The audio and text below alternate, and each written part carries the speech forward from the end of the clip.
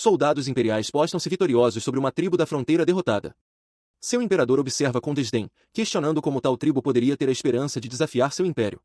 Ele declara que os sobreviventes deveriam ser gratos por suas vidas serem poupadas para servir a sua causa. Seu olhar recai sobre um jovem ferido no chão, Gaia, e ele se dirige a todos os derrotados como bárbaros, exigindo que entendam seu lugar. Ele ergue o olhar, confuso com a ordem para levantar a cabeça. Antes que possa reagir, um comandante imperial chamado Munoi desfere um chute violento em seu rosto. O impacto brutal o faz cambalear, com os olhos arregalados de choque e dor. Em um reino completamente diferente, uma alma sem feições se encontra diante de dois seres divinos, um deus idoso e sereno e uma jovem anja alada.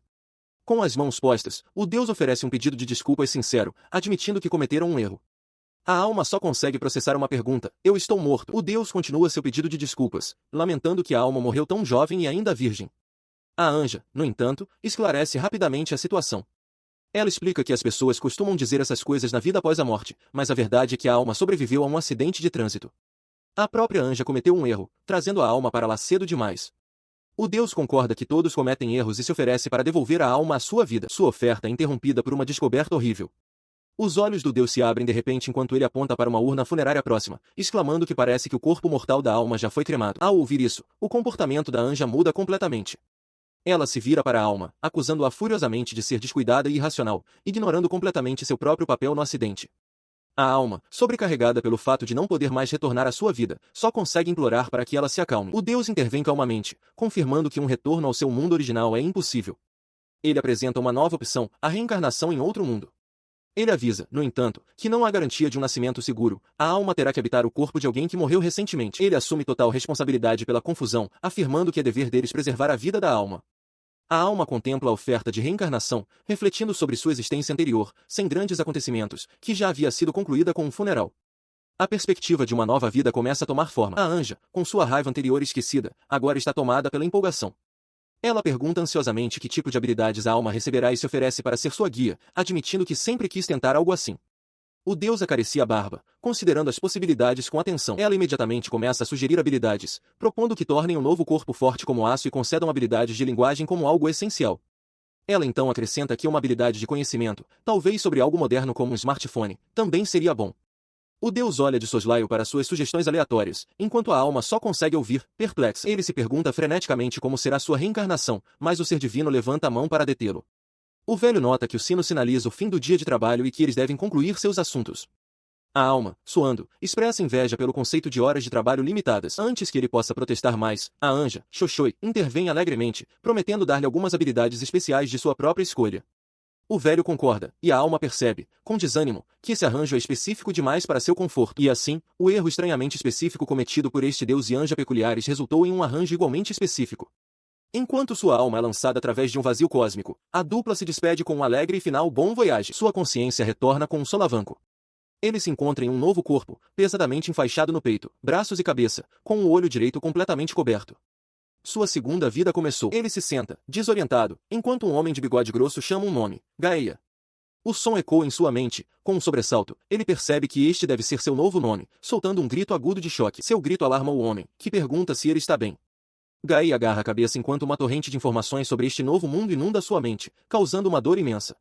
Ele amaldiçoa mentalmente o deus por não ter explicado nada disso de antemão. À medida que o ataque mental diminui, ele consegue se concentrar no rosto preocupado à sua frente. Através da névoa de novas memórias, um nome surge. Este homem é seu tio Atos. Em resposta a esse vislumbre de reconhecimento, Atos avança, puxando o assustado Gaia para um abraço forte e desesperado. Ele se afasta, sua expressão tornando-se sombria enquanto dá a notícia devastadora. O irmão e a irmã de Gaia se foram, e não resta mais ninguém. As palavras são absorvidas, e Gaia entende. Ele realmente tomou o corpo de alguém que acabará de morrer. A voz de Atos corta seus pensamentos, perguntando se seu corpo está bem e mencionando que os homens do Império infligiram ferimentos graves. Ainda abalado pela perda de uma família que nunca conheceu, Gaia só consegue encará-lo inexpressivamente. Ele custava encontrar as palavras, com a mente atordoada pela realidade impossível de que seus ferimentos estavam se fechando diante de seus próprios olhos. Embora tentasse tranquilizar seu tio de que os ferimentos não eram graves, ele não conseguia explicar o fenômeno. Atos, no entanto, pareceu aceitar a resposta vaga por enquanto. Seu tio então insistiu no assunto, perguntando se ele conseguia se mover. Explicou que, apesar de ter acabado de acordar, eles precisavam ir a um lugar. Gaia, ainda processando tudo, concordou. Enquanto caminhavam, com Gaia agora vestido em trajes tribais simples, Atos revelou o que havia aprendido com a enxurrada de memórias que Gaia experimentou. Ele agora entendia que Gaia era o próximo na linha de sucessão para liderar a tribo Bluemont e que seu povo estava lutando contra a tirania do Império Vafancro. Do lado de fora de uma grande tenda, outros 2 membros da tribo os cumprimentaram, expressando alívio por Gaia estar bem e comentando sobre a rapidez com que seus ferimentos haviam cicatrizado. Athos confirmou a recuperação de seu sobrinho e agradeceu aos homens por contatarem o imperador. A menção ao imperador azedou a expressão de Athos. Ele afirmou que ele e Gaia iriam tratar de um pedido de desculpas por alguma má conduta, cerrando o punho em frustração ao pensar em se desculpar com seu opressor. Essa humilhação era uma consequência direta da rebelião fracassada dos Bluemos contra a tirania do Império. Longe das terras tribais, nos frios salões do poder, o vitorioso daquele conflito, o imperador Gordius III, sentava-se em seu trono. Ladeado por seus guardas, ele apoiava a cabeça na mão, a imagem do mais puro tédio. A rebelião havia sido esmagada, eles haviam perdido. De volta ao acampamento, os pensamentos de Athos se voltaram para o passado. Ele disse a Gaia que seu pai, irmão de Athos, era um homem corajoso que falava com paixão sobre o futuro de seu povo, uma lembrança ilustrada pela imagem de um pai sorridente carregando seu filho pequeno. Athos confessou que queria ter lutado ao lado de seu irmão e, agora, depositava essas mesmas esperanças em Gaia, apesar de sua juventude. Ele olhou seu sobrinho diretamente nos olhos, sua voz carregada com o peso de seu pedido. Deixe-me acreditar em você, Gaia. O jovem sustentou seu olhar, sua própria expressão endurecendo com uma nova seriedade. O peso daquele apelo recaiu sobre Gaia enquanto ele se afastava sozinho. Sentia como se tivesse sido jogado em um pesadelo. Ele pensou nos seres divinos responsáveis por sua reencarnação, amaldiçoando silenciosamente o Deus imprudente que o colocou em uma situação tão terrível. Mas sob o céu estrelado, seu desespero se forjou em determinação. Se as pessoas iriam acreditar nele, ele corresponderia às suas expectativas. Começar de baixo significava que ele não tinha nada a perder. Ele cerrou o punho, um voto silencioso se formando em sua mente, ele derrubaria o império. Se quisessem chamá-lo de bárbaro, ele usaria isso como uma medalha de honra. Em sua sala do trono, o imperador Gordius III do Império Vafanclau lança um olhar frio e desdenhoso a seus inimigos derrotados. Sua voz é baixa e carregada de desprezo ao perguntar se eles têm algo a dizer em sua própria defesa. Diante dele, Athos está prostrado, com a testa no chão. Ele implora desesperadamente pela misericórdia do imperador para o clã Brunmund, insistindo que a rebelião foi um ato isolado de seu antigo chefe, Noel. Ele afirma que seu clã foi forçado a uma batalha que nunca desejou. Ao seu lado, Gaia começa a pronunciar o nome de seu pai. Suas palavras são interrompidas. Um jovem de armadura ornamentada, observando a cena com desdém, diz ao garoto para levantar a cabeça. Enquanto um Gaia confuso ergue o olhar, a bota de armadura do homem o atinge brutalmente no rosto, fazendo-o cambalear. Ele se agiganta sobre o jovem caído, com um sorriso cruel se espalhando por seu rosto. Ele zomba do pedido de misericórdia, questionando em que posição eles estão para pedi-la. Ele chama Athos de bárbaro arrogante e declara que Gaia vale menos que o gado. Enquanto o jovem nobre, Munoi, recua de Gaia com nojo, Athos continua a implorar por perdão. De seu trono, o imperador observa a cena, enquanto outra figura pede para que seu filho pare. Gaia o encara do chão, com os olhos cheios de desafio. O imperador finalmente fala, sua voz silenciando o salão. Ele se dirige a Gaia e ao chefe interino, Athos, afirmando que a rebelião deles perturbou a paz do império e feriu seu povo. Tal ato, ele declara, não pode ser perdoado. No entanto, ele acrescenta que não busca derramamento de sangue desnecessário. Com o julgamento proferido, Athos oferece seus agradecimentos pela misericórdia demonstrada. Um soldado próximo com um capacete distinto sorri, dizendo-lhes que sua expiação será servir bem e saber seu lugar. Gaia permanece com o rosto no chão frio. A cena muda para uma memória. Gaia, com aparência exausta, se apoia em Athos. Ele pede desculpas por transformar seus pais em vilões, chamando a si mesmo de patético por não ter a força para proteger a honra daqueles que defenderam sua tribo. Seus pensamentos se voltam para sua mãe e seu pai. A memória se transforma em um pesadelo do passado. Os olhos de Gaia se arregalam de horror ao se lembrar das consequências brutais, soldados imperiais executando sistematicamente seu povo amarrado e indefeso, massacrando-os sem um pingo de misericórdia. Uma imagem fugaz e gentil de uma mão segurando uma flor aparece enquanto ele se lembra de falar com seu pai. Essa memória suave é violentamente justaposta à realidade sombria do campo de batalha, onde um Gaia mais jovem está sozinho em meio aos mortos, seu corpo perfurado por flechas, sua mão agarrando o punho de sua espada. Ele se lembrava de uma época em que caminhava pela floresta com seu pai, Noel. Quando criança, ele havia perguntado por que o povo do Império chamava de bárbaros. Noel explicou que era porque sua língua soava como barbar para os forasteiros, e que aos olhos do Império, o clã Brunmund, os elfos e o povo lagarto eram todos iguais. Ele bagunçou o cabelo do filho, rindo, e garantiu que seus costumes eram tão bons quanto os de qualquer outro. As palavras de seu pai então pintaram um futuro esperançoso, uma promessa feita sob a copa das árvores salpicada de sol. Noel declarou que um dia, eles se libertariam do domínio do Império e construiriam uma terra para seu próprio povo. A memória daquele juramento ecoou na mente do jovem garoto. Aquela esperança, no entanto, há muito havia se transformado em luto. No presente, lágrimas escorriam por seu rosto, um testemunho silencioso do sonho que havia morrido. Sua tristeza silenciosa foi interrompida por Athos, que correu para o seu lado, perguntando com preocupação se ele estava ferido. Trêmulo, Gaia insistiu que não estava, mas por dentro, outra consciência cambaleava com uma sensação estranha. A alma que habitava o corpo de Gaia sentiu uma raiva ardente pela primeira vez, questionando por que os pais e o povo de Gaia tiveram que morrer, por que tiveram que sofrer por serem chamados de bárbaros. Era um sentimento avassalador, um poder que nunca havia conhecido antes. Então, a ficha caiu. Essa não era sua própria emoção. Este era o coração de Gaia. Este coração emprestado agora batia com uma convicção singular e feroz. Gaia cerrou o punho, ainda com lágrimas nos olhos, e jurou nunca perdoar o Império. Athos observava, concordando que ser impotente era humilhante. Eles precisavam ficar mais fortes. Para alcançar essa força, Athos reuniu os membros da tribo sobreviventes. Com uma mão firme no ombro de Gaia, ele fez uma declaração surpreendente para a multidão chocada. Ele queria que Gaia fosse o próximo chefe. A proposta foi recebida com resistência imediata. Os membros da tribo questionaram a decisão, argumentando que Gaia era muito jovem e que o próprio Athos seria um líder mais adequado para a tribo. Ele ouviu as dúvidas deles, mas manteve sua posição. Athos insistiu que Gaia deveria liderar. Ele reconheceu que seu sobrinho poderia ter falhas, mas prometeu seu apoio total e implorou aos outros que ajudassem Gaia a assumir este novo papel. Apesar da fé inabalável de seu tio, Gaia foi consumido pela incerteza. Quando Athos mais tarde perguntou se lhe faltava confiança, Gaia só conseguiu desviar o olhar e questionar a decisão. Ele se virou para o tio, com a voz cheia de dúvida, e perguntou se ele era realmente a escolha certa. Ele admite, hesitante, que não tem experiência em liderança e, portanto, não pode se dizer confiante.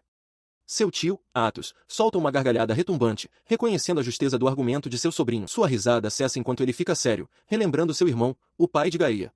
Ele o descreve como um homem corajoso que falava com grande paixão sobre o futuro de Brumundo, uma memória do homem se dirigindo ao seu povo com um jovem Gaia ao seu lado passando por sua mente. Athos confessa que sempre quis estar ao lado de seu irmão. Voltando-se para Gaia, ele reconhece a juventude do rapaz e como ele é diferente de seu pai, mas ainda assim pede que o perdoe por depositar suas esperanças em seus ombros. Olhando seu sobrinho diretamente nos olhos, com uma expressão cheia de esperança sincera, Athos faz um pedido simples e poderoso para que Gaia o deixe acreditar nele. O apelo o atinge em cheio, e a incerteza de Gaia começa a se transformar em determinação. Em outro lugar, num reino de puro pensamento, a alma que habita o corpo de Gaia reflete sobre sua situação. Ela acreditava ter sido jogada em um pesadelo, amaldiçoando Deus imprudente por colocá-la em uma situação tão terrível. De volta à aldeia, Gaia se vira e se afasta de seu tio, com a decisão tomada. Sua mente está decidida. Ele resolve que, se as pessoas estão dispostas a acreditar nele, ele corresponderá às suas expectativas. Reconhecer que está começando do zero lhe dá uma sensação de liberdade, ele não tem nada a perder. Ele jura fazer o que for preciso, usar o rótulo de bárbaro como uma medalha de honra e, por fim, derrubar o império. O cenário muda abruptamente para uma sala bem decorada, onde uma mulher em trajes de negócios elegante segura uma pasta. Com um sorriso conhecedor, ela informa a um indivíduo não visto que, ao ler seu conteúdo, eles chegarão às partes mais emocionantes. Após o conflito, Gaia atravessa os portões de madeira de sua aldeia, carregando um saco pesado no ombro.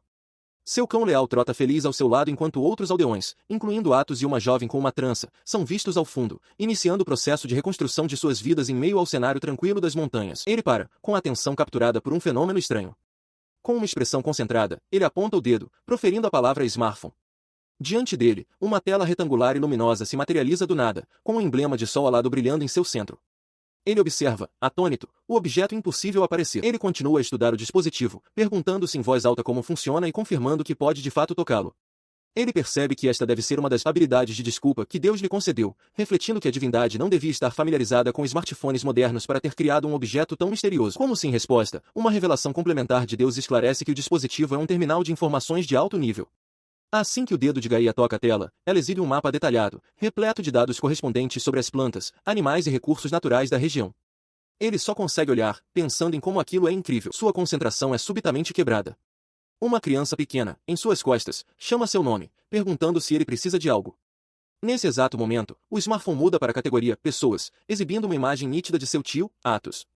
Gaia se assusta, surpreso com a interrupção e a reação do dispositivo. Ele desvia o olhar do dispositivo e vê o verdadeiro Athos se aproximando, carregando uma carga pesada de madeira. Seu tio pergunta se ele não tem nada para fazer, sugerindo que ajude a consertar o muro que os imperiais destruíram. Gaia percebe, com uma gota de suor, que para os outros, ele devia estar olhando para o nada. Ele decide mentalmente ser mais cuidadoso, enquanto Athos é ouvido ao longe, garantindo a outro membro da tribo que as coisas voltarão ao normal em breve. Mais tarde, a conversa muda para a dura realidade da tribo. Athos explica que, embora os imperiais tenham destruído o armazém e levado a maior parte de seus bens, o problema maior é o suprimento de trigo diminuindo. Outro homem acrescenta que seus campos não rendem muito, levando à conclusão clara, eles precisam de dinheiro e talvez precisem comprar mais. O isolamento da tribo nas montanhas escarpadas torna-se uma preocupação urgente. Para complementar o pouco que conseguem produzir, eles dependem da aquisição de bens do mundo exterior. O problema fundamental é de terra e economia. A maior parte das terras férteis, capazes de cultivar trigo e outras culturas essenciais, pertence ao império. Enquanto outras tribos como os Blumon podem praticar o escambo, qualquer comércio com o poderoso império é normalmente realizado com moeda. Ele consulta seu smartphone, examinando um mapa do terreno local. Seus olhos se fixam em um ponto de interesse específico marcado como um veio mineral, especificamente, salgema. Ele se pergunta sobre uma grande rocha indicada na tela, com a curiosidade aguçada. A informação de repente se conecta em sua mente. Com um estalo, ele percebe que encontrou um veio de salgema, um tipo de mineral. Ele se lembra que toda a área já foi um oceano, o que explica a existência do depósito. Sua expressão muda para uma de cálculo intenso. Sal é um nutriente vital, sempre em demanda. Ele sabe que veios naturais de salgema são limitados e que extrair sal da água do mar é trabalhoso. Até mesmo seu próprio povoado compra como um item de alto valor. Uma ideia poderosa se forma. Eles não poderiam vender esse salgema? Ele considera a possibilidade de isso se tornar uma nova indústria para sua aldeia, Blumon, se o depósito for grande o suficiente. O mapa mostra que é perto, então ele decide investigar, perguntando-se por que ninguém o encontrou antes. A razão se apresenta imediatamente quando um urso enorme surge das árvores com um rugido ensurdecedor. A resposta se torna terrivelmente clara.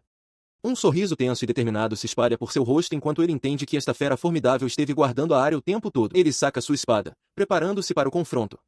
Ele se lembra dos dados do smartphone sobre a criatura, um urso sangrento, cujo nível de perigo supostamente não era muito alto. Ele avança, desferindo um golpe forte com sua lâmina na cabeça do urso. Para seu completo choque, a espada não consegue penetrar sua pele grossa. A fera, aparentemente ilesa, levanta uma pata enorme para contra-atacar. Algum tempo depois, de volta à aldeia, ele relata o ocorrido. Athos está chocado, exclamando que Gaia foi para o território do urso sangrento e tem sorte de estar vivo. Gaia explica que só sobreviveu graças à sua habilidade de recuperação de Apolo, mas ainda assim se feriu. Ele confirma que a pele do urso é resistente demais para ser penetrada por espadas, tornando qualquer tentativa de erradicá-los quase impossível. Athos o pressiona, perguntando por que ele iria a um lugar tão perigoso. Internamente, Gaia aceita que não tem escolha a não ser desistir do salgema por enquanto. Suas espadas são simplesmente inúteis contra o guardião. Ele responde em voz alta, explicando que ouviu que eles precisavam de dinheiro. Ele se aventurou nas partes inexploradas da floresta, na esperança de encontrar algum recurso que pudessem usar para resolver seus problemas financeiros. Sua nova seriedade atrai a preocupação e suspeita imediatas de seus companheiros de tribo. Um homem de cabelo espetado confronta diretamente, questionando por que Gaia, que antes só se importava com o treinamento, está agindo de forma tão diferente. Ele se pergunta em voz alta se o fardo de ser chefe é a causa. Outro homem pede para ele não exagerar, mas Gaia refuta a ideia em voz baixa, insistindo que está bem. Ele então volta sua atenção para os assuntos da tribo, fazendo uma pergunta que surpreende a todos. Qual é a principal indústria deles? Um homem de cabelo comprido e claro dá a resposta: trabalho mercenário. A mulher de trança ao lado dele complementa com entusiasmo, declarando que é hora de trabalhar. Ela explica que o oponente desta vez é formidável, mas seu empregador é o Império, e eles serão bem pagos para lutar contra o reino de Alders. O homem de cabelo comprido descarta qualquer perigo em potencial com um sorriso confiante, afirmando que eles simplesmente precisam matar seus inimigos antes de serem atingidos. Ele pergunta se sua armadura está pronta, mas outro membro da tribo informa que grande parte do equipamento foi danificada no último confronto. Os reparos ainda estão em andamento, então ele só pode torcer para que seu equipamento esteja pronto. Enquanto Gaia processa isso, ele entende que, para sua tribo, a batalha é sua principal fonte de renda. Seus pensamentos são interrompidos quando a mulher de trança anuncia que uma entrega chegou, e Athos confirma sua presença. A entrega é um grande caixote cheio até a borda com armas recém-fornecidas, seus punhos polidos brilhando. A visão revigora os membros da tribo, seus rostos se iluminando com a expectativa pela luta que se aproxima. Um comandante militar reflete sobre o estado do império sob seu atual governante, Gordius III, que é descrito como um apreciador da guerra. Apesar das vitórias trazerem terras e escravos, os constantes conflitos do imperador com os países vizinhos levaram a uma escassez perpétua de bons soldados. Enquanto isso, Athos explica a delicada situação de sua tribo para Gaia. Ele afirma que, embora tenham perdido para o império como tribo, seu valor como mercenários lhes dá uma vantagem. O império precisa deles, e eles devem usar qualquer trunfo que tiverem para as negociações. Após essa discussão estratégica, Noel orienta Gaia a inspecionar as armas, lembrando de que ele danificou sua espada anterior. Com um olhar de determinação, Gaia concorda. Perto dali, outros dois membros da tribo comentam sobre a audácia recente de Gaia, divertidos com o fato de ele ter desafiado um urso sangrento. Seguindo o conselho, Gaia escolhe uma espada e a examina de perto. Noel aprova, dizendo que é uma boa escolha e perguntando se ele gosta dela. Gaia, com os olhos fixos na lâmina, murmura que, embora estivesse confuso antes, está começando a entender algo importante. Sua percepção se aguça ao identificar o material da arma. É cobre, ou mais provavelmente bronze, uma liga conhecida por ser fácil de forjar, resistente à ferrugem e capaz de receber um bom polimento. O pensamento se conecta com suas experiências recentes. Ele contrasta isso com o ferro, um material superior que provocou uma revolução cultural na arte da guerra. Enquanto os soldados do Império são equipados com ferro, sua tribo não é, e ele entende o porquê. É simplesmente caro demais. A lembrança de sua lâmina falhando em perfurar o couro do urso sangrento confirma que o problema era a arma, não quem a empunhava. Segurando sua nova espada de bronze, Gaia pergunta a Atos se ganhar mais dinheiro lhes permitiria comprar armas de ferro. Atos, no entanto, muda de assunto, apresentando uma sugestão para a guerra iminente. Ele revela que o conflito é em uma escala maior do que o previsto, e sua tribo sozinha pode não ser suficiente. Ele propõe que peçam ajuda às tribos vizinhas. O chamado foi atendido. Em uma clareira, um exército formidável e diversificado se reuniu. Guerreiros de numerosas tribos estão a postos, com expressões sérias. A reunião inclui não apenas humanos, mas também figuras élficas e um guerreiro reptiliano estoico, todos armados para a batalha. Enquanto Gaia encara, atônito, Atos identifica as forças reunidas, a tribo Angro, a tribo Bandar e até mesmo a grande tribo Lagarto. Ele observa que faz muito tempo desde que tantos se reuniram. Outro homem acrescenta alegremente que todos querem dinheiro, levando Atos a admitir sua própria surpresa com a grande participação. Ele estava entre os guerreiros reunidos enquanto Atos explicava a estrutura de comando. Atos anunciou que uma mulher chamada Blumon assumiria a liderança desta operação e instruiu Gaia a cumprimentar a todos. Compreendendo a importância da função, Gaia decidiu que faria o seu melhor. Seu olhar então pousou na mulher em questão, uma elfa com uma expressão afiada e focada, uma aljava de flechas apoiada em suas costas. Ele ficou imediatamente impressionado com a aparência dela, pensando consigo mesmo como ela era bonita. Blumon virou-se para encará-lo, com uma expressão indecifrável, e disse algumas palavras em um idioma que ele não conseguia compreender. Sua admiração inicial rapidamente se transformou em confusão. Ele percebeu, com um sobressalto, que não fazia ideia do que ela estava dizendo e gaguejou, imaginando se ela não falava a língua comum. De repente, uma dor aguda atravessou sua cabeça enquanto informações sobre a língua élfica inundavam sua mente. Ele se lembrou da garantia de Deus de que não haveria problemas de idioma, percebendo que aquele download doloroso era a solução. Blumon, vendo sua aflição, inclinou-se e perguntou com preocupação se ele estava bem. A dor diminuiu tão rapidamente quanto surgiu. Ele olhou para ela, agora entendendo suas palavras perfeitamente, e se desculpou por tê-la preocupado, garantindo que estava bem. Ela olhou surpresa, espantada por ele agora conseguir falar sua língua. A conversa deles foi interrompida por uma voz alta que ecoou pela clareira. Um imponente guerreiro homem-lagarto havia chegado, exigindo saber onde poderia encontrar Gaia. O guerreiro deu um passo à frente, sua presença imponente.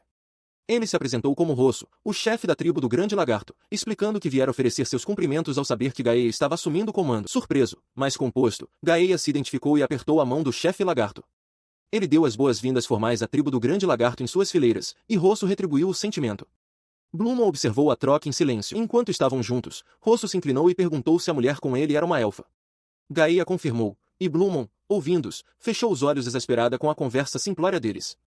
Rosso então riu, admitindo para Gaia que estava apenas brincando com ele. Ela permanece de braços cruzados enquanto Rosso, o chefe homem-lagarto, comenta sobre o isolamento de sua tribo. Ele observa que eles não negociam com outras tribos, tornando impossível saber o que estão pensando. Em resposta à sua observação, ela retruca rispidamente, descartando as preocupações sobre a falta de comércio dos grandes lagartos ao afirmar que os elfos nem sequer falam a língua bárbara.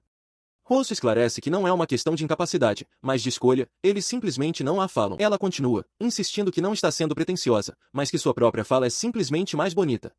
Em seguida, ela se apresenta formalmente como Jéssica, sobrinha do chefe da tribo dos elfos, Elaniev. Gaia observa com leve surpresa, enquanto Rosso parece finalmente entender o ponto dela, embora ainda exclame que não compreende. Observando a cena de elfos, homens-lagarto e seu próprio povo reunidos, Gaia reflete sobre sua nova coalizão. Ele olha para o grupo diversificado de guerreiros, um pequeno sorriso no rosto enquanto se maravilha com a aliança heterogênea que formaram. Nesse momento, Atos o chama pelo nome, anunciando que estão prontos para partir. Ele se vira para Atos, que oferece um conselho de despedida. Atos diz a ele que o caminho é longo e o adverte para não se esgotar antes mesmo de a batalha começar, observando que ele nem terminou seus cumprimentos. Ao fundo, outro membro da tribo reúne as tropas, gritando para que avancem. Com os preparativos concluídos, a força combinada inicia sua longa marcha. O exército recém-formado, uma longa coluna de humanos, elfos e homens-lagarto, serpenteia por um caminho sinuoso através do terreno acidentado e montanhoso, sua jornada finalmente em andamento. Na região sudeste do reino de Algeias, a vasta planície de Piurus se estende a partir do sopé das montanhas. Nesta planície, um exército se reuniu. A voz de um comandante ecoa, chamando suas tropas à atenção, com suas lanças a postos. Ele, o general Ibitius, dirige-se às suas forças reunidas, declarando seu objetivo, derrotar o exército do reino de Algeias e reivindicar a planície de Piurus. Ele proclama que o soberano legítimo da terra é o Império Velskotorik e que esta campanha servirá como um ponto de partida para demonstrar o poder do imperador ao reino de Algeias. Suas palavras inflamam os soldados, que erguem os punhos e aclamam a vitória do imperador. Perto dali, Gaia observa a cena com um suspiro cansado, notando a popularidade do imperador. Ele se lembra de ter ouvido sobre as conquistas do imperador, invadindo países vizinhos e tomando suas terras. Ele reconhece internamente o imperador como o odioso alvo de sua vingança, o responsável pelo destino de seus pais. No entanto, ele admite que o homem é inegavelmente de alto calibre. O pensamento o enfurece, mas ele sabe que é seu trabalho e que deve aguentar. Enquanto ele lida com seu ressentimento, o general Ibitius continua seu discurso, incitando seus homens a se dedicarem à causa. Ele explica que, ao tomar esta terra, eles também estarão ajudando o príncipe Mun em sua batalha contra Coron, no sul. Com o discurso concluído, o general ordena que as tropas retornem às suas posições e aguardem o sinal. Gaia se adianta, dirigindo-se diretamente ao general Ibitius para perguntar para onde ele e seus homens devem ir. Ele se vira, falando com outro oficial. O general descarta o grupo de Gaia como bárbaros do norte e mercenários bárbaros, questionando se eles conseguem ao menos entender sua língua. Ele então se vira de volta para Gaia, seu tom desdenhoso. O general afirma que ouviu dizer que o modo de lutar deles é diferente e que não há lugar para eles nas formações imperiais. Ele ordena que Gaia forneça apoio pela lateral. Entre seus companheiros mercenários, Gaia traduz a dispensa polida do general imperial. Com uma expressão irônica, ele explica que as palavras corteses do homem foram simplesmente uma ordem para que ficassem fora do caminho. Atos, de braços cruzados sobre seu colete forrado de pele, confirma que essa é de fato a verdade. Sua expressão fica séria ao se lembrar de suas derrotas passadas. Uma mulher de cabelo trançado observa que os imperiais lutam lentamente, como tartarugas atrás de seus grandes escudos, o que deve dificultar a coordenação. Outro mercenário concorda, mas Gaia fica perturbado com a lembrança de que eles ainda assim perderam para eles. Essa falta de coesão é um problema compartilhado entre as tribos aliadas. Um guerreiro admite que eles nem sequer consideraram coordenar entre si. Um homem lagarto de outra tribo destaca um problema maior: algumas tribos não entendem o idioma imperial, tornando impossível seguir ordens. Percebendo o desconforto de Gaia, um mercenário de cabelos claros da tribo Blumon oferece sua perspectiva. Ele diz a Gaia para não pensar demais, explicando que para seu povo, é uma honra lutar e morrer com bravura, como lobos. Gaia observa, surpreso com essa filosofia austera. Mais tarde, sentado sozinho em sua tenda, ele reflete sobre essa conversa. Ele reconhece que seus próprios valores, nascidos de uma era pacífica onde preservar a vida é primordial, são fundamentalmente diferentes. Ele sente a profunda divisão entre sua visão de mundo e a dos outros mercenários, cujos ambientes hostis moldaram suas opiniões sobre a vida e a morte. Ele esclarece sua própria posição em sua mente. Ele não tem ideais ingênuos sobre poupar inimigos no campo de batalha. Seu objetivo, no entanto, é manter as mortes entre seus próprios aliados, os bárbaros, no mínimo absoluto. Ele suspira, admitindo para si mesmo que isso pode ser ambicioso demais. Uma gota de suor escorre por sua têmpora enquanto ele se concentra na razão sombria e prática pela qual todos estão ali, encontrar uma maneira de ganhar mais dinheiro. Enquanto examina um documento à sua frente, algo chama sua atenção. Sua expressão muda para um choque de olhos arregalados enquanto ele processa a informação, questionando o que está vendo. De repente, uma explosão de fogo irrompe do lado de fora, mergulhando o acampamento no caos. Soldados imperiais gritam alarmados, perguntando-se se seus próprios magos foram os responsáveis. A arqueira élfica, Jessica Blumon, olha com fúria, culpando os malditos bárbaros. Outros mercenários reagem com confusão, questionando por que ela de repente abriria fogo. Ela confronta um dos mercenários, seu rosto uma máscara de fúria. Ela o acusa de chamar os elfos de escravos e, apontando o dedo, exige furiosamente que ele peça desculpas. O homem apenas a encara de volta, chocado e em silêncio com a explosão dela. Ela permanece paralisada de raiva enquanto o mercenário de cabelo comprido explica suas intenções. Ele alega que eles só queriam que as belezas brincassem um pouco com eles, enquanto seu companheiro diz com desdém para ela não se irritar.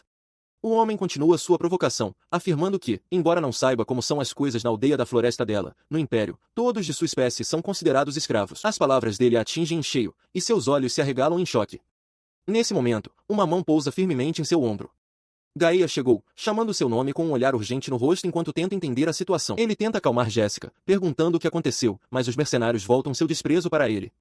O homem de cabelo claro nota zombeteiramente a chegada de outro bárbaro e pergunta se ele é o amante dela, enquanto o outro debocha que bárbaros são como bestas. Dando um passo à frente para encará-los, Gaia se apresenta como um mercenário da tribo Blumon. Jéssica, enquanto isso, registra internamente a palavra imperial com um sentimento de pavor. Ele se move para ficar entre Jéssica e os dois homens, protegendo-a com seu corpo. Ele afirma categoricamente que não tem interesse em ouvir as calúnias deles. O mercenário de cabelo comprido oferece um falso pedido de desculpas pelo comportamento de seu camarada, mas seu tom rapidamente se torna confrontador enquanto ele exige saber o que Gaia está fazendo. A mão de Gaia desce até o punho de sua espada. Ele declara que, se eles insistem em vê-los apenas como bárbaros, ele responderá com a cortesia bárbara, e pergunta se é isso que eles realmente querem. Antes que o impasse possa explodir em violência, um soldado imperial intervém, ordenando que todos parem de causar problemas e voltem para seus postos. Enquanto os mercenários se viram na direção do comando, Jéssica ofega. Alguém agarrou de repente o pulso de Gaia. Gaia, com os olhos arregalados de espanto, vira-se para Jéssica, exigindo saber se ela foi a responsável pela explosão anterior.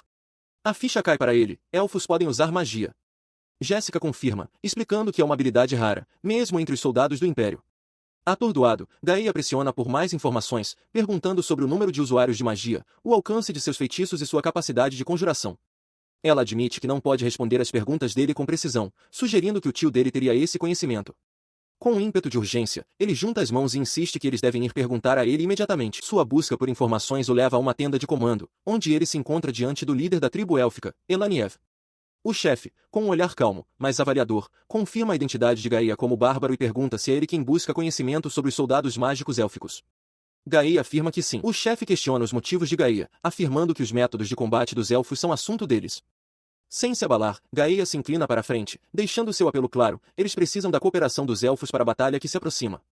Ele confessa que sua tribo não tem força para ter sucesso sozinha, mas eles têm uma ideia promissora, mesmo que ainda não seja uma estratégia totalmente formada. Ele reconhece o costume de cada tribo lutar à sua maneira, sem coerção. No entanto, ele argumenta com convicção que, se seu plano for bem-sucedido, a vitória e seus lucros serão compartilhados por todos, incluindo os elfos. O chefe élfico levanta a mão, interrompendo o apelo apaixonado. Ele revela que já está ciente da disputa anterior com Jéssica e os outros. Deixando isso de lado, ele faz uma exigência simples. Primeiro, Gaia deve lhe contar qual é essa ideia. Sua expressão severa se suaviza para uma pensativa. Ele observa que Gaia demonstrou respeito a eles ao falar sua língua e chamá-los de camaradas. Isso, ele explica, é significativo, pois o costume élfico dita que o respeito deve ser retribuído com respeito. Com esse entendimento estabelecido, o chefe oferece um leve sorriso, afirmando que eles aguardarão ansiosamente para ouvir o plano. Gaia encontra seu olhar com confiança renovada, prometendo que não os levará a uma derrota. Com a reunião concluída com sucesso, Gaia acena um adeus alegre para Jéssica e sua companheira, com o rosto radiante de confiança.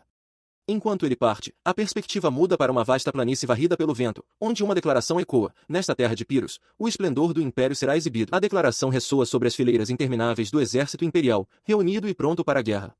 A missão deles é clara: trazer o governo justo do grande império para estas terras, tudo em nome de seu imperador. Os soldados do império formam fileiras disciplinadas enquanto seu general, Ibitius, montado em seu corcel, dirige-se a eles, oferecendo uma prece pela proteção do deus da guerra. Do lado oposto, Gaia e Athos observam os preparativos do inimigo com uma determinação sombria. Com a bênção concedida, a expressão do general endurece em uma ordem feroz. Ele brada para que seus soldados avancem, e a legião se move como um só, seus escudos formando uma muralha imponente e unificada. Enquanto marcham, o céu escurece com uma saraivada de flechas. O general e Bitius gritam um aviso sobre o ataque iminente dos arqueiros, ordenando que seus homens ergam os escudos para se defenderem. As forças aliadas desferem seu contra-ataque. A primeira unidade de arqueiros recebe a ordem de atirar enquanto os soldados mágicos são instruídos a conjurar uma barreira protetora. O ar se enche com o som agudo das flechas atingindo os escudos imperiais. A saraivada inicial atinge seu alvo, estilhaçando uma seção da linha imperial em uma explosão caótica. Em meio ao combate, um grande guerreiro lagarto solta um rugido triunfante, bradando que a guerra finalmente começou. Atendendo ao seu chamado, as várias tribos aliadas avançam com um grito unificado. Guerreiros e mercenários se lançam na batalha, ansiosos para seguir a tribo do grande lagarto e clamar vitória e espólios. Enquanto a força principal avança, Athos se vira para Gaia com uma expressão preocupada, questionando se é sensato deixar as outras tribos se adiantarem tanto. O chefe élfico, Elaniev, compartilha de sua preocupação. Gaia, no entanto, permanece perfeitamente calmo, assegurando-lhes que está tudo bem. Ele então se vira para seu pequeno contingente, com um sorriso confiante nos lábios. Erguendo um objeto plano, semelhante a uma lousa, ele anuncia que é hora de eles também partirem. Seu grupo imediatamente se afasta do campo de batalha principal, correndo perpendicularmente ao fluxo do combate. A manobra estranha é notada pelos soldados imperiais, que gritam confusos, perguntando-se para onde eles poderiam estar indo. Os soldados imperiais ficam perplexos, questionando se seus inimigos sequer entendem o campo de batalha, enquanto outros descartam como simples bárbaros.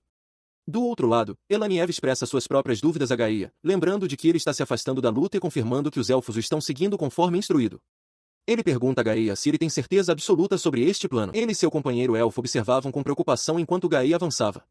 O elfo questionou a proximidade do inimigo, mas Gaia apenas olhou para trás, garantindo que estava tudo bem. Ele explicou que, ao flanquear por este lado, eles se aproximariam. Em outro lugar no campo de batalha, um jovem comandante inimigo de olhar afiado avistou seu prêmio.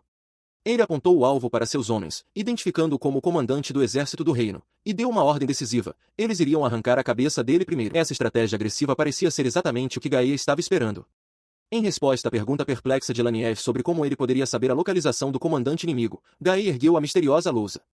Com um sorriso confiante, ele explicou que simplesmente sabia, descrevendo a sensação como se tivesse o olho de Deus ao seu lado. A própria lousa brilhava, exibindo um mapa tático claro do campo de batalha. Na corte imperial, o imperador Gordius III reclina em meio a confortos luxuosos, com uma bebida na mão. Diante dele e de seus conselheiros, há um grande tabuleiro de jogo, um mapa estratégico do conflito em andamento. Um dos nobres afirma com confiança que eles têm guerreiros devotos preparados para morrer na guerra. Outro nobre concorda, declarando-os os bravos guerreiros do império. Um terceiro cortesão de cabelos escuros rapidamente acrescenta que a vitória é garantida não pelos soldados, mas pelas conquistas divinas de Sua Majestade Imperial.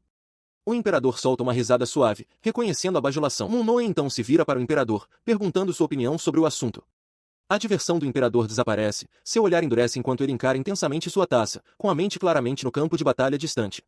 Longe da opulência da corte, Gaia e um pequeno grupo de guerreiros correm por uma planície aberta. Enquanto correm, um de seus companheiros questiona o plano de mirar no comandante inimigo, enquanto o outro pergunta, incrédulo, se Gaia está falando sério. Gaia responde com convicção feroz que sim.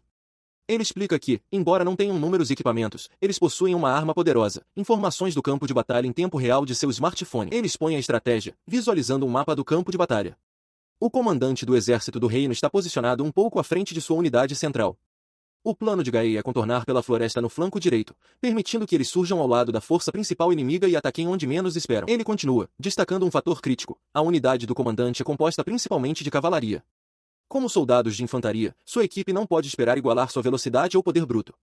A única chance deles é um ataque surpresa rápido seguido por uma retirada imediata, dando-lhes uma janela de oportunidade muito estreita antes que o inimigo possa se reagrupar. Seu companheiro de cabelo espetado ainda parece duvidoso, mas Gaia sorri, lembrando que é a honra da tribo Blumon lutar bravamente, como lobos. Atos, correndo ao lado deles, parece contagiado pela confiança de Gaia, resmungando que, apesar da conversa ousada, a missão deles está focada exclusivamente em alvejar o comandante. Uma lembrança surge de Gaia explicando sua lógica para Atos: se o comandante cair, a cadeia de comando do reino ruirá, permitindo que o império conquiste a vitória. Ele argumentou que era um risco que valia a pena correr para terminar a guerra rapidamente e minimizar as baixas. De volta ao presente, enquanto Gaia se prepara para avançar, Blumon segura firmemente seu braço, com uma expressão resoluta. Não, ela afirma, parando. Apesar da oposição ferrenha do elfo, ele viu sua decisão ser reforçada por seus aliados. Atos, com um sorriso resoluto, declarou que já havia decidido confiar em Gaia e que o seguiria. O tribalista de cabelo comprido expressou sua incredulidade, questionando se eles realmente iriam em frente com o plano.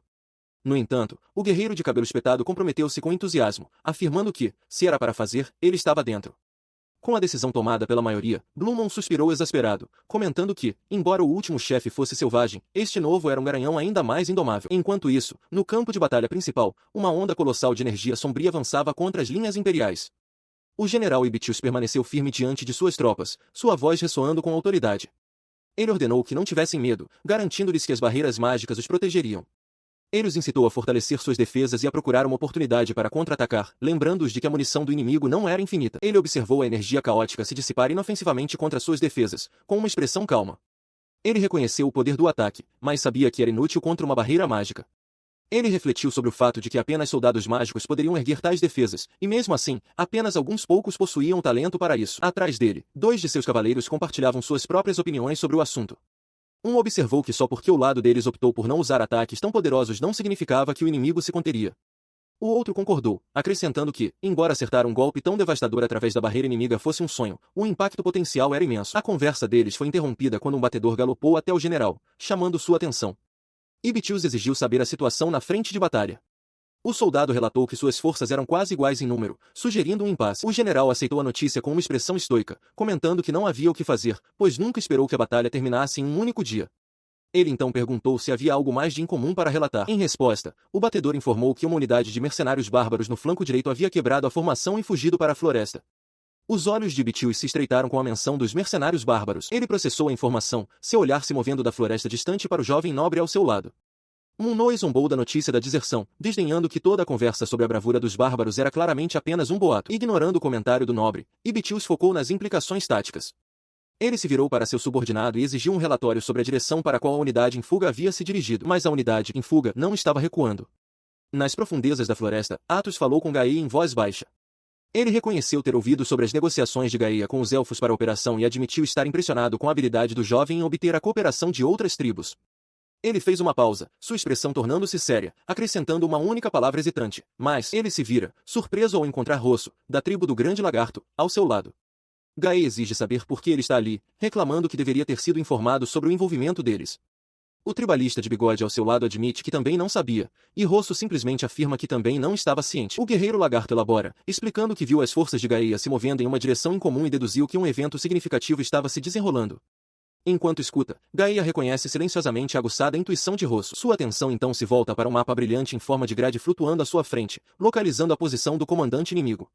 Olhando por cima do ombro para os tribalistas reunidos e ajoelhados na vegetação rasteira, ele pede confirmação de que aquele é o grupo-alvo. Eles afirmam que sim. Blumon observa a dificuldade de lutar contra inimigos montados, enquanto outro guerreiro comenta sobre seu grande número. Gaia concorda, explicando que sua estratégia original dependia dos elfos usando magia para quebrar a formação deles. O chefe elfo, Elaniev, adverte que qualquer magia seria desperdiçada contra a barreira do inimigo. Gaia ignora essa preocupação, garantindo-lhes que a magia ainda é viável. Ele insiste, no entanto, que precisa que eles mirem em um ponto muito específico. Ele levanta o braço, apontando diretamente para a linha de cavalaria distante. Com intensidade focada, ele declara que a brecha está bem ali. Seu movimento súbito e sua declaração chamam a atenção de um soldado imperial próximo. O aviso do soldado vem tarde demais, enquanto ele grita, ataque inimigo. É uma emboscada. Os tribalistas aliados saem de seus esconderijos, avançando contra a linha imperial. O comandante inimigo brada ordens, dizendo às suas tropas para não entrarem em pânico contra o que parece ser principalmente infantaria e para se organizarem para enfrentar o ataque. Mas antes que possam reagir, um turbilhão de energia escura e rodopiante rasga suas fileiras, despedaçando sua formação em um instante. Soldados imperiais a cavalo observavam incrédulos enquanto sua barreira defensiva tremeluzia sob um ataque. Um deles gritou, questionando se era magia, enquanto outro descartou o ocorrido como um acaso, um golpe de má sorte que não poderia se repetir. Ele tentou acalmar seus homens, insistindo que a barreira estava resistindo. Sua confiança era infundada. Um momento depois, uma torrente de energia escura e violenta rasgou suas linhas, estilhaçando completamente a barreira. Os soldados e suas montarias foram lançados ao caos, gritando em confusão e terror diante da força avassaladora. Seu olhar se aguçou com foco intenso. Gaia percebeu um caminho livre através da formação rompida do inimigo, uma abertura que levava diretamente ao seu líder. Ele deu a ordem, sua voz baixa e firme, mirem no pescoço do comandante. Enquanto Gaia se fixava em seu alvo, Athos aproveitou a oportunidade, bradando a ordem para o esquadrão mercenário bárbaro avançar para o combate. Eles avançaram, uma onda de guerreiros se chocando contra os soldados imperiais em pânico. Um oficial inimigo tentou desesperadamente reunir seus homens, gritando para que não tivessem medo de mera infantaria, mas suas palavras se perderam no barulho da batalha. O ímpeto do ataque os levou mais para dentro das fileiras inimigas. Enquanto alguns soldados se envolviam em escaramuças, Athos incitava a força principal a avançar, lembrando-os de que seu verdadeiro alvo, o comandante, estava mais adiante. Enquanto a força principal avançava, Gaia se movia pelo caos, seus olhos procurando por um homem específico. Ele descartou um oficial após o outro, buscando seu verdadeiro alvo. No momento em que um comandante inimigo ordenava uma retirada tática, os olhos de Gaia se fixaram nele. Um sorriso predatório se espalhou por seu rosto ao perceber que sua presa estava à vista. Ele saltou, com a espada erguida, descendo sobre o comandante. Os olhos do alvo se arregalaram em choque, mas antes que o golpe pudesse atingi-lo, outro soldado se jogou no caminho, aparando o ataque com um forte clangor de aço. Com seu caminho bloqueado, Gaia encarou o novo oponente, que jurou que sua cabeça só seria tomada por cima de seu cadáver. Gaia declarou seu título completo, General Pausania do Reino de Algiers. Nesse momento, Rosso interceptou o soldado, sua própria lâmina se chocando com a do inimigo. Ele incitou Gaia a tomar a cabeça do comandante agora. Ele avançou, mas o comandante inimigo, montado e armado com uma longa lança, o descartou com desdém como mera escória da infantaria. Gaia percebeu com um horror crescente que o alcance do comandante era muito maior do que ele havia previsto. No seu ritmo atual, ele nunca conseguiria diminuir a distância. Ele concluiu que sua única opção era saltar. Numa aposta desesperada, ele saltou em direção ao cavaleiro, que rapidamente o empalou com a lança. Sangue jorrou do peito de Gaia. O comandante zombou do ataque aparentemente tolo, observando que a espada de Gaia estava inutilmente fora de alcance. Mas a mão de Gaia se estendeu, agarrando a haste da lança que perfurava seu corpo. O comandante observou, incrédulo, enquanto Gaia, ignorando o ferimento fatal, começou a se puxar para frente ao longo da lança. O oficial acusou o jovem guerreiro de visar a uma eliminação mútua, um ato final de despeito. Gaia, no entanto, resmungou uma negação, oferecendo um pedido de desculpas sombrio enquanto diminuía os últimos centímetros entre eles. Ele então revelou uma adaga ensanguentada em sua outra mão, seus olhos arregalados com uma resolução feroz. Com uma certeza arrepiante, ele declarou que o único que morreria ali seria o comandante. Feito o ato, Rosso correu para o lado de Gaia, perguntando ansiosamente se ele estava bem. Gaia, segurando o grave ferimento no peito, fez uma careta, mas conseguiu tranquilizar seu aliado de que não morreria por causa daquilo. Perto dali, Athos confirmou que o oficial caído era de fato o comandante, dizendo simplesmente, bom. A confirmação de seu aliado impulsionou Rosso à ação. O guerreiro lagarto rugiu, sua voz ecoando pelo campo de batalha, anunciando a todos que Gaia do esquadrão mercenário bárbaro, General Pausania do Reino de Algéias, havia matado o comandante inimigo. A proclamação ecoou pelo campo de batalha, alcançando seus aliados. Blumon olhou com os olhos arregalados de incredulidade, atordoada por ele ter realmente conseguido. Athos bradou o nome de Gaia em um rugido triunfante. O corpo do comandante morto jazia como um testamento de sua derrota, derrubado por alguém que ele considerava mera infantaria. A morte do comandante causou um abalo nas fileiras imperiais. Um oficial, com o rosto contorcido de fúria e vergonha, questionou como poderiam encarar o príncipe herdeiro após tal derrota. Jurando não deixar Gaia escapar vivo, ele ordenou que suas tropas matassem todos eles. Vendo o ressurgimento vingativo do inimigo, Athos imediatamente assumiu o comando. Ele gritou que estavam sendo cercados e ordenou que todos recuassem e se retirassem para a segurança relativa da floresta. Sua ordem veio bem a tempo, pois a cavalaria imperial manobrou e iniciou uma carga estrondosa, convergindo diretamente para o ferido Gaia e seu protetor, Rosso, cortando seu caminho de retirada. Ele e Rosso estavam preparados para a investida final quando uma nova força de cavalaria trovejou no campo de batalha, interceptando os soldados imperiais. Um dos guerreiros aliados, com o rosto marcado pelo alívio, admitiu não saber o que tinha acabado de acontecer, mas estava grato por terem sido salvos. Ele incitou os outros a continuarem em movimento e a seguirem a cavalaria amiga. Gaia, com os olhos arregalados de surpresa, identificou os recém-chegados como o esquadrão mercenário bárbaro, bem no momento em que as forças imperiais recuavam do ataque inesperado. O líder desse esquadrão mercenário, um homem em armadura ornamentada com uma capa forrada de pele, parou seu cavalo diante deles. Olhando de cima para os guerreiros exaustos, ele reconheceu seus esforços com um ar de confiança. Com um leve sorriso de canto, ele deu uma ordem para garantir que a recompensa deles fosse generosa. Numa colina gramada, Gaia senta-se exausto após a batalha, seu peitoral amassado e manchado. Ele solta um suspiro cansado enquanto seus companheiros de tribo, incluindo um Athos preocupado, observam por trás. Os espólios de sua recente vitória estão espalhados ao redor deles. Entre o equipamento capturado, há uma coleção de armamento de alta qualidade. Espadas reluzentes em bainhas ornamentadas e um escudo decorado repousam sobre um pano, símbolos do exército bem equipado do derrotado reino de Algios. Os rostos dos membros da tribo se iluminam com admiração e empolgação enquanto examinam o saque. Um deles exclama que vencer batalhas nunca perde a graça, enquanto o outro grita em concordância. Gaia, segurando uma das armas, pergunta se aquilo é mesmo dos soldados de Algios e se eles realmente têm permissão para pegar. Athos, observando a cena, os tranquiliza dizendo que não se importa, argumentando que nenhum tesouro pode ser levado para a terra dos mortos. Ele então relata que a Batalha das Planícies de Piros foi decidida em um único dia. O próprio campo de batalha contava a história do conflito. Privado de seu comandante, o exército do reino de Algios perdeu toda a ordem. Incapazes de resistir ao avanço do Império Veratochores, eles foram completamente derrotados, resultando em uma vitória esmagadora para o Império. As consequências foram administradas pelo general Ibitius, que supervisionava o exército imperial. Ele provou ser um homem justo, pelo menos no que diz respeito à distribuição de suprimentos, e até mesmo os mercenários bárbaros receberam equipamentos que pertenciam aos soldados do reino derrotado. Gaia senta-se com as mãos unidas, oferecendo uma oração silenciosa pelo dono original de uma espada. Ele admite se sentir um pouco culpado, como se estivesse saqueando, mas também está extremamente grato. Athos interrompe seus pensamentos, presenteando-o com uma bela peça de um soldado do reino. Ele desembainha a lâmina, com os olhos arregalados de empolgação, e declara que é uma espada de ferro. Gaia olha espantado, percebendo que o exército do reino usa equipamentos de alta qualidade, ao contrário de sua própria tribo pobre. Ele explica a importância da arma.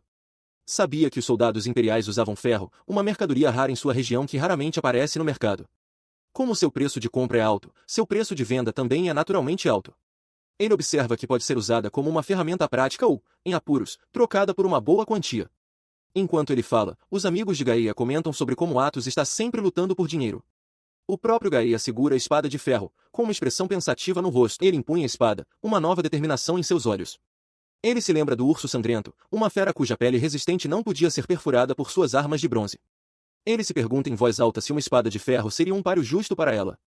Com esta nova arma, ele decide tentar novamente assim que retornarem, recusando-se a desistir de adquirir aquele sal de rocha da montanha. Ele é abordado por Rosso, um guerreiro da tribo do Grande Lagarto, que levanta uma mão e questiona suas ações. Outros dois homens lagarto estão por perto, observando. Rosso aponta para a nova espada de ferro, perguntando por que Gaia jogaria fora uma de bronze perfeitamente boa. Gaia observa, exasperado, enquanto o homem lagarto explica sua preferência, afirmando que a espada de bronze é mais brilhante e mais bonita. Ele descarta a arma de ferro, alegando por experiência própria que elas simplesmente enferrujam e se desfazem. Segurando a espada de ferro, Gaia insiste que ela é definitivamente a melhor escolha. Rosso não se convence, chamando a arma de ferro de simples e sem graça. Ele explica que gosta de se destacar no campo de batalha, algo que ele sente que as armas de bronze, com sua aparência estilosa, o ajudam a conseguir. O debate deles é interrompido pela chegada de um membro da tribo sorridente, que guia um cavalo pelas rédeas. Ele informa alegremente a Gaia que eles também receberam cavalos e pergunta onde devem amarrá-los. Ao ver o animal, os olhos de Rosso brilham enquanto ele comenta como parece saboroso, para o horror de Gaia. Nesse momento, a mulher de tranças de sua tribo se aproxima, insistindo para que Gaia vá se lavar enquanto tem a chance, observando que ele está coberto de sangue. Seguindo o conselho dela, Gaia caminha sozinho pela floresta, suspirando com a lógica peculiar do povo lagarto. Ele olha para as manchas escuras em sua túnica, achando anormal como todos os seus ferimentos já se fecharam. Ele resolve simplesmente alegar que o sangue pertence a seus inimigos. Enquanto caminha, uma sensação estranha o invade. Ele reflete sobre a batalha, percebendo que sentiu como se as memórias do Gaia original estivessem comandando seu corpo o tempo todo. Não é de se admirar que o garoto tenha morrido, ele pensa. Ele caminhou direto para uma facada fatal. Sua expressão se enrijece com determinação. Ele sabe que não morreria de um ferimento assim agora. Ele considera suas novas habilidades um presente dos deuses, que o tornou praticamente um monstro. Não importa no que ele se transforme, contanto que possa provar que o Império está errado. Seu caminho leva a um rio. Lá, ele encontra Blumon, a arqueira elfa, se banhando. Ela se vira quando ele se aproxima, cumprimentando-o pelo nome. Ela o convida para se lavar também, mas o avisa que a água está fria. Ela o encarou, perplexa, enquanto Gaia fazia o que ele alegava ser uma pose de desculpas por espiar acidentalmente uma mulher se banhando. Que tipo de pose é essa? Ela exigiu. Com o rosto corado de vergonha, ele gritou para que ela se cobrisse, insistindo que a situação era constrangedora de qualquer maneira. Blumon retrucou que não estava com raiva e que ele deveria simplesmente ir embora, mas então parou, percebendo que ele estava sem roupa. Ela perguntou onde estavam as roupas dele. A energia agitada se dissipou em um silêncio tenso. Com os braços cruzados, ela observou friamente que ele a estava encarando intensamente. O olhar dele encontrou dela, sua vergonha anterior substituída por uma expressão séria. Seu olhar sério foi recebido pelo escrutínio focado dela, que notou uma longa cicatriz em suas costas. Essa cicatriz, ela começou. Você se machucou. Ele olhou por cima do ombro, confirmando que sim. Ele se virou, afastando-se dela, enquanto ela o pressionava ainda mais, questionando por que ele seguiria o Império, especialmente a ponto de sofrer tal ferimento. Ele esclareceu que não os estava realmente seguindo, mencionando a tribo Brum. A expressão dela endureceu ao revelar o que sabia. Ela tinha ouvido que o Império matou o casal de chefes anterior e perguntou diretamente se eles eram seus pais. A pergunta conjurou uma breve e feliz memória dele sendo carregado nos ombros de seu pai, e ele a olhou, surpreso. A memória e a pergunta dela atingiram um ponto sensível. Agarrando suas roupas, com o rosto contorcido em angústia, ele gritou que não havia como ele ficar bem com aquilo. Ele rapidamente se conteve, oferecendo um pedido de desculpas silencioso por sua explosão. Ele ficou no rio, sua raiva diminuindo para uma calma sombria. Ele explicou toda a extensão da tragédia. Seu pai foi morto, sua mãe também, e seus companheiros foram levados pelo Império. Sua confissão silenciosa pairou no ar. A expressão de Blumon se contraiu com frustração compartilhada, e ela cerrou o punho, incapaz de oferecer qualquer palavra de conforto. Em resposta ao silêncio pesado, ele mergulhou a cabeça sob a superfície do rio, o choque frio sendo uma distração bem-vinda. Quando ele emergiu, ela se virou ligeiramente, aconselhando-o a se secar adequadamente, observando como a água estava fria. Em meio a uma paisagem montanhosa e acidentada, um grupo de mercenários se prepara para partir. Uma mulher com uma trança grossa anuncia a partida deles, comentando com certo cansaço que o exército imperial os faz trabalhar duro, já os enviando para um novo campo de batalha. Seus companheiros expressam sua concordância, afirmando sem rodeios que sua única preocupação é ganhar seu pagamento. Em outro lugar, Athos considera pensativamente o próximo passo. Ele informa a Gaia que o destino deles é um pouco longe, mas se eles se apressarem, podem servir como reforços. Ele especula que a batalha recente foi parte de um ataque simultâneo em outra frente, que ele suspeita que possa ser o confronto principal. Atrás deles, outro guerreiro lembra a todos para não esquecerem nada. O destino deles surge à vista, o castelo de Colon, uma fortaleza-chave no sul do reino de Algeus. Colunas de fumaça escura sobem por trás de seus formidáveis penhascos brancos, um sinal claro de um cerco feroz em andamento. Nas muralhas do castelo, a batalha é intensa. Soldados imperiais gritam avisos para cuidarem de suas cabeças enquanto lutam desesperadamente contra os atacantes que sobem as escadas de cerco, com os sons do combate ecoando pelas fortificações de pedra. O ataque continua até o pôr do sol, quando um oficial finalmente ordena que as tropas recuem. A cena muda para um vasto acampamento militar estabelecido perto da costa, vivo com um movimento de soldados e mercadores anunciando suas mercadorias. Tendo chegado ao acampamento, Gaia olha ao redor com uma expressão intrigada. Ele se vira para Athos, comentando que a atmosfera parece completamente diferente da do acampamento em Piros e questiona se aquilo é realmente um acampamento militar. Athos alisa o bigode, explicando que não é incomum que mercadores se reúnam ao redor de um exército estacionado durante uma guerra. Ele deduz que, como o conflito em Piros terminou tão rapidamente, eles provavelmente não tiveram tempo de se estabelecer lá. Mesmo assim, sua expressão sugere que ele acha a situação um tanto perturbadora. Decidindo um curso de ação, ele diz a Gaia que eles devem primeiro ir ao acampamento principal para relatar sua chegada. Eles caminham por fileiras de tendas em direção a uma área mais formal, marcada por grandes estandartes e guardada por 2 sentinelas. Ao se aproximarem, um soldado os intercepta. Ele nota que eles devem ter vindo de Piros, comentando que deve ter sido uma luta fácil para chegarem tão rápido. Gaia começa a declarar sua intenção de cumprimentar o oficial comandante, mas o soldado o interrompe com um seco tanto faz e os instrui a segui-lo. Ele é conduzido para dentro de uma tenda luxuosamente decorada, um contraste gritante com o acampamento militar lá fora. O ar está denso com o cheiro de flores e perfume, um odor tão deslocado que o faz recuar. O soldado que os guia o adverte para ter cuidado com o que diz, observando que este é o lugar. Lá dentro, várias mulheres em vestidos finos estão relaxando. Elas notam os recém-chegados, e uma delas comenta sobre a juventude de Gaia para um soldado. Uma atendente se aproxima de uma figura sentada, anunciando que Sua Alteza tem visitas. O homem a quem se dirigem, identificado como o príncipe herdeiro Muno do Império Veratochores, levanta o olhar de sua taça com uma expressão irritada. Ele questiona a presença de visitantes, afirmando secamente que não se lembra de ter convidado ninguém. Os olhos de Gaia se arregalam em reconhecimento. É o mesmo homem arrogante de antes. Atos dá um passo à frente para apresentá-los como corpo de mercenários bárbaros da terra de Piros, ali para apresentar seus respeitos ao príncipe herdeiro.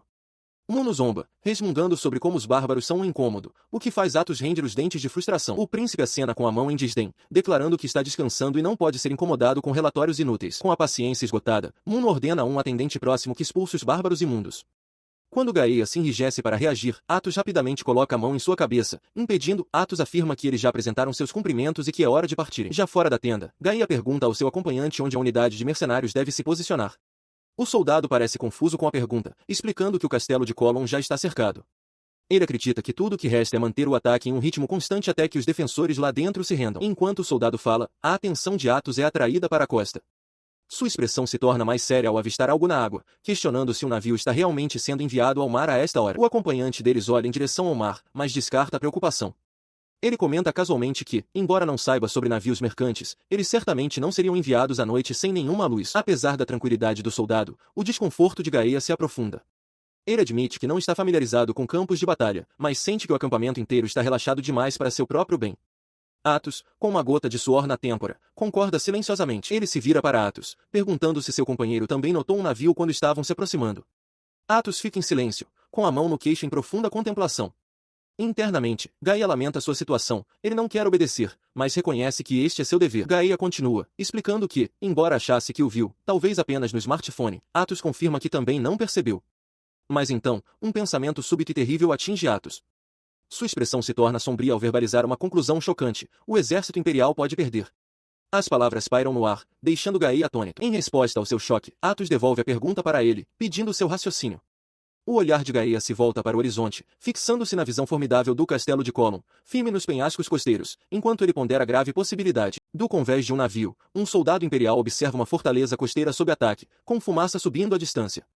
Seu rosto se contorce em alarme enquanto ele grita um aviso, um ataque inimigo do exército do reino de Algeus. No caos da batalha, um Muno enfurecido agarra um de seus subordinados, exigindo saber por que o inimigo, que deveria ser facilmente cercado, está oferecendo tanta resistência. Em outro lugar no campo, Atos dá uma ordem ríspida a Gaia, confirmando o plano de recuar. Gaia confirma a ordem com uma determinação sombria. A cena muda, retrocedendo no tempo para alguns dias antes do confronto.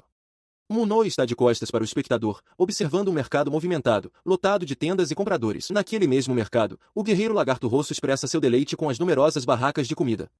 Ele comenta como é agradável, parecendo mais um festival do que uma zona de guerra. Ao seu lado, Gaia e a elfa Jessica Blumon observam a atmosfera animada. Ele elabora sua observação, explicando que com cerca de 20.000 soldados imperiais acampados nas proximidades, não é de se espantar que os mercadores tenham se reunido em tal número, criando um ambiente que não difere de um festival. Jessica, no entanto, oferece um ponto de vista mais sóbrio. Ela adverte que ver tantos mercadores reunidos não é motivo para felicidade, pois é um sinal claro de que a guerra está se arrastando. Perto dali, Rosso reclama que a comida é sem graça e que todos estão muito descuidados. O chefe elfo, Elaniev, expressa sua própria frustração, questionando por que foram enviados como reforços apenas para receberem ordens de esperar. Atos intervém, lembrando-os de que estão ali para reabastecer, não para causar problemas. Rosso retruca que passear com Gaia no mercado é mais divertido do que não fazer nada no campo de batalha. Ele então volta sua atenção para Jéssica, perguntando por que ela veio se não estava interessada no mercado. Atrapalhada, ela começa a explicar seu dever como elfa de observar os chefes das tribos Blumon e Grande Lagarto. Antes que ela possa terminar, Rosso percebe com entusiasmo o verdadeiro motivo. Ela também queria passar um tempo com Gaia, deixando-a sem palavras. Ela se irrita com a insinuação de Rosso, cruzando os braços na defensiva. Não sinto, retruca ela. Gaia, com um leve sorriso de canto, a lembra que eles não estão ali para brincar. Deixando o momento de lado, o grupo avança pelo mercado movimentado.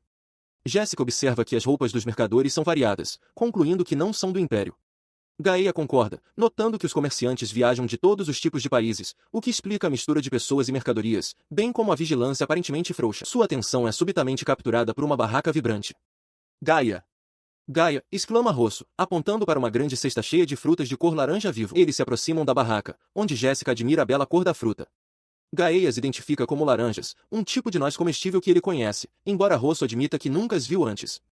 Um mercador receptivo ouve a conversa e se oferece para cortar uma para a amostra, gabando-se de que são frescas do sul. Ele então pergunta se eles são do reino de Algeus. Gaia observa que percebe que o mercador é do Império, embora aponte que uma mulher com ele tem sotaque do reino. O mercador ri, impressionado com a observação aguçada de Gaia. Ele se apresenta como Caranos, confirmando que é do reino de Algeus, mas explicando que, para os comerciantes, o lar é onde quer que possam negociar. Ele os tranquiliza para não se preocuparem, pois possuem licenças comerciais imperiais. Caranos oferece uma fatia de laranja rosso, que a experimenta pela primeira vez. Os olhos do homem-lagarto se arregalam de surpresa enquanto ele declara que é deliciosa. O mercador sorri, satisfeito com a reação. Sua atitude amigável ganha um tom mais afiado quando ele comenta que laranjas e melancias têm uma longa vida útil, apostando casualmente que durariam a viagem até o assentamento bárbaro nas profundezas do Império. A expressão de Gaia endurece enquanto ele questiona a palavra bárbaro. Caranos finge inocência, perguntando por que Gaia presumiria que ele estava se referindo a eles. Ele calmamente desmascara o blefe do mercador, chamando-o pelo nome e dizendo que seu palpite foi em cheio. Gaia admite que inicialmente pensou que Caranos poderia ser parte da unidade de mercenários do norte do Império que acabará de chegar. O sorriso conhecedor do mercador confirma a lógica implícita de Gaia. Uma elfa e um lagarto grande juntos em um acampamento imperial, não familiarizados com plantas do sul, era uma combinação específica demais para ser ignorada. Com as aparências postas de lado, Gaia revela que vieram comprar rações.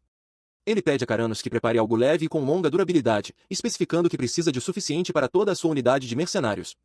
O mercador confirma que tem ingredientes frescos prontos, mas parece ponderar as implicações de tal pedido. Gaia explica que está apenas sendo cauteloso, pois fica inquieto quando os suprimentos não são totalmente reabastecidos.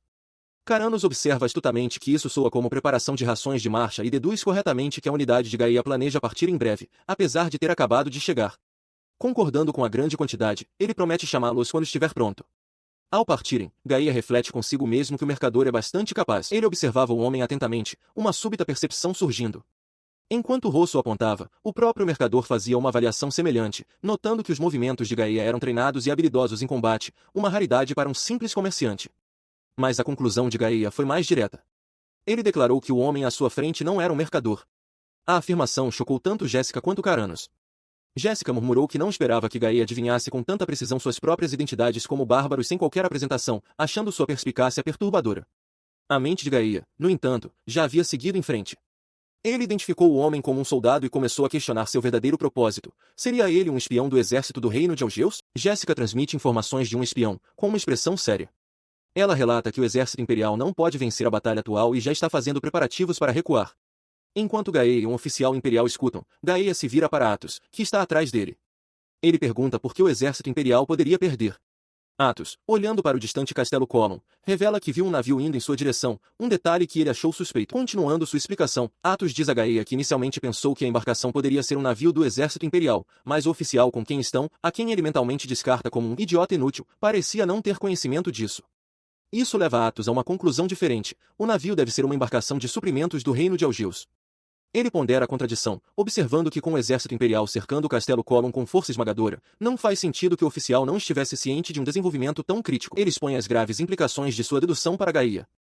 Se suprimentos estão sendo entregues, significa que todas as informações sobre a situação no castelo Colon estão chegando ao reino de Algeus. Com novos suprimentos, os defensores podem manter suas forças e, mais importante, o conhecimento de que reforços eventualmente chegarão torna os soldados tenazes. A avaliação final de Atos é sombria. Nessas circunstâncias, o exército imperial não pode tomar o castelo Colon. A cena muda, mostrando Gaia falando com Jéssica e Rosso. Ele confirma a teoria de Atos, lembrando como o mercador Caranos havia mencionado um navio indo em direção ao castelo Colon e até se ofereceu para preparar suprimentos para o grupo deles. Sua expressão tornando-se grave, Gaia se pergunta se o reino de Algeus já garantiu uma rota de transporte. Ele raciocina que, se reforços chegarem, o conflito se tornará uma batalha de retirada, e ele duvida que o exército imperial os protegeria em tal cenário. Jéssica, entendendo imediatamente, concorda que eles devem se preparar para recuar. Rosso então questiona se o exército imperial ao menos percebe sua situação difícil, um sentimento que Gaia compartilha. Rosso pergunta se eles deveriam relatar suas descobertas ao Império. Jéssica reage com um olhar de puro desprezo. Ele insiste no ponto, lembrando-a de que o Império é, tecnicamente, seu empregador. Ele explica a Gaia que, enquanto forem contratados por dinheiro, existe uma maneira adequada para mercenários agirem. É uma questão de dever, independentemente de acharem que o Império vai ouvir. Gaia permanece incerto, questionando se o aviso deles faria alguma diferença. Suas preocupações são recebidas com rejeição imediata do oficial imperial. Ele zomba da ideia de o exército imperial perder, chamando-a de impossível, dado seu número superior de soldados. Gaia tenta argumentar que os suprimentos de um ou dois navios são insignificantes, mas o oficial interrompe, chamando de idiota inútil. A discussão deles é interrompida por um soldado que entra correndo, anunciando que Sua Alteza Muno está convocando o oficial. O oficial, agora visivelmente agitado, aponta acusadoramente para Gaia e Rosso. Ele declara que não há nada que possa fazer com a informação deles, pois o comandante supremo, Sua Alteza Muno, só quer relatórios de vitória ou grande vitória. Gritando que já deu seu aviso, ele se vira para seguir o mensageiro, deixando Gaia e Rosso parados em um silêncio atônito. Ele se apressa pelo acampamento imperial, com um rosto pálido de ansiedade. Ao seu redor, soldados resmungam nervosamente sobre as alegações audaciosas dos bárbaros e a crescente possibilidade de derrota. O oficial tenta ignorá-los, seus pensamentos consumidos pela convocação impaciente de Sua Alteza. Enquanto isso, no acampamento das tribos aliadas, o mercador Caranos finaliza uma transação. Ele confirma com um dos homens de Gaia que todos os itens solicitados, uvas passas, figos, trigo, biscoitos, carne, queijo e azeite, estão embalados e prontos. O homem da tribo garante que o pagamento será feito em prata imperial e cavalos, para o deleite do mercador. Gaia ouve o acordo e expressa uma preocupação prática, observando que cavalos são caros de manter e seu povo não tem os meios para cuidar deles adequadamente. Caranos apenas ri, assegurando-lhe que são bons cavalos de Algeus e que ele os aceitará por um preço justo. Com o negócio concluído, o homem da tribo pergunta se Caranos pode cuidar também de suas futuras necessidades de suprimentos. O sorriso do mercador permanece, mas ele informa, com pesar, que não pode, pois ele e seus companheiros estão planejando voltar em breve. Ele detalha, explicando que ficaram sem mercadorias para vender e estão fechando a loja. Mais importante, ele revela que suas atividades de espionagem estão concluídas, tendo enviado toda a inteligência coletada sobre o Império para o reino de Algeus. Com reforços de sua terra natal esperados em poucos dias, ele planeja partir no dia seguinte. Enquanto Caranos e sua companheira se afastam, Gaia os observa, pensativo. Ele considera o reino de Algeus uma grande potência oriental com um antigo ressentimento contra o Império. Ele percebe que seria muito benéfico fomentar relações com tal força, dada a atual dependência econômica de seu povo em relação aos imperiais. O mercador se vira, estendendo a mão. Ele diz a Gaia que fazer uma conexão com as tropas tribais foi um ganho significativo, pois os considera parceiros de negócios muito interessantes. Ele expressa sua esperança de que possam se encontrar novamente após a batalha e convida Gaia para uma visita, uma oferta que o jovem líder parece aceitar. Mais tarde, dentro de uma tenda de comando, Gaia confirma com seus aliados que todas as tribos aceitaram suas propostas. Ele os instrui a monitorar o campo de batalha de perto. Atos afirma com confiança que não há necessidade de se preocupar com o Império, como já foram pagos, podem planejar uma retirada. Gaia concorda, raciocinando que, se suas preocupações forem infundadas, nenhum mal será feito, mas se não forem, seu povo não sofrerá pelos erros do Império. Em outro lugar, enquanto o crepúsculo desce sobre a costa, o príncipe Muno olha para o mar. Ele afirma que seu objetivo é escoltar com segurança a unidade de mercenários bárbaros de volta à sua terra natal. Um soldado informa que todas as unidades estão em posição, prontas para avançar ao seu comando.